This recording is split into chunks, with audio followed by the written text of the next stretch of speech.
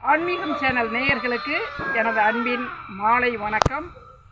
இன்றைய பதிவில் சிவ சின்னங்களை பற்றி பார்ப்போம்.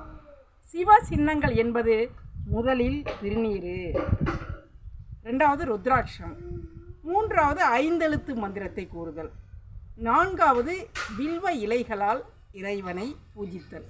வில்வ இலையில் ஏக வில்வம் சிவார்ப்பணம். ஏக வில்வம்னா ஒரே ஒரு வில்வ இலையை பறித்து சிவன்கிட்ட போட்டால் நம்ம 7 ஜென்மத்தில் உள்ள பாவம் போயிடும். ஏக வில்வம் சிவார்ப்பணம். அடுத்ததாக திருநீர், வானவர் மேலேது திருநீர் அப்படின்னு சொல்கிறாங்க. அதாவது அந்த திருநீரில் 4 வகைப்படும் அப்படின்னு திருஞான சம்பந்தர் சொல்கிறாரு.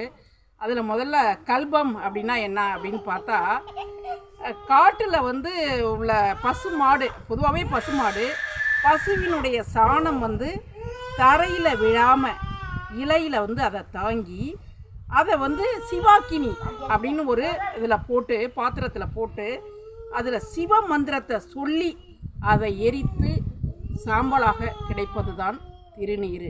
அந்த திருநீருங்கிறது சிவனுடைய அம்சம். இதை இந்த 4 வகையான திருநீரை பற்றி நாளை பார்ப்போம். இது 4ம் நமக்கு சிவ சின்னங்கள். இதில் நம்ம திருக்கோவில்களுக்கு போகும்பொழுது வெளியில் வில்வம் பாக்கெட் விற்பாங்க. அந்த வில்வத்தை வாங்கி கொண்டு போய் சிவனுக்கு கொடுத்தாலே நம்மளுடைய மகா பாவங்கள் எல்லாம் போய்விடும் என்பது ஐதீகம். இதை பார்க்குறவங்க ஒரு லைக் ஷேர் கொடுக்கணும். நன்றி.